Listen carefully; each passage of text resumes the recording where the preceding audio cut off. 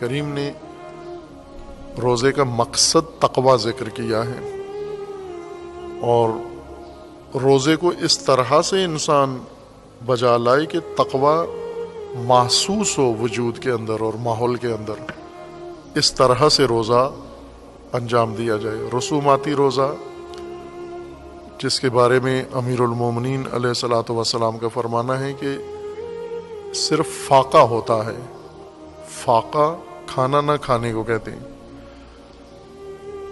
فاقہ یا فاسٹنگ روزہ نہیں ہوتا۔ عموماً روزے کا لنڈے میں جو ترجمہ کیا جاتا ہے فاسٹنگ کیا جاتا ہے، کھانا نہ کھانا، ناغا۔ روزے کا مطلب فاسٹنگ نہیں ہے۔ ناغا تو آپ کہیں بھی کر سکتے ہیں، آپ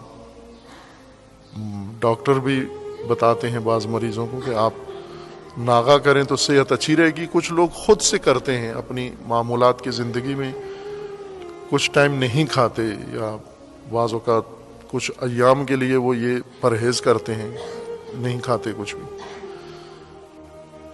فاقہ اور چیز ہے، روزہ اور چیز ہے۔ روزہ عبادت ہے، فاقہ ایک ریاضت ہے۔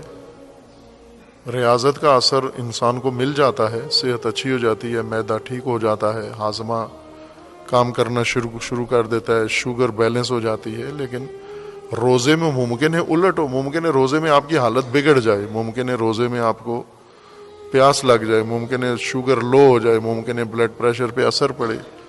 روزے میں دباؤ پڑ سکتا ہے آپ کو، اور وہ دباؤ ڈالنا ہی ضروری ہے۔ روزے میں انسان کے نظام پر، کھانے پینے کے نظام پر دباؤ ڈالنا ضروری ہے، تاکہ انسان کے اندر بہت ساری چیزیں زندہ ہوں، اور وہ ساری حصیں جو زندہ ہوتی ہیں ان کا جو نتیجہ نکلتا ہے، نہائی نتیجہ، وہ تقویٰ ہے۔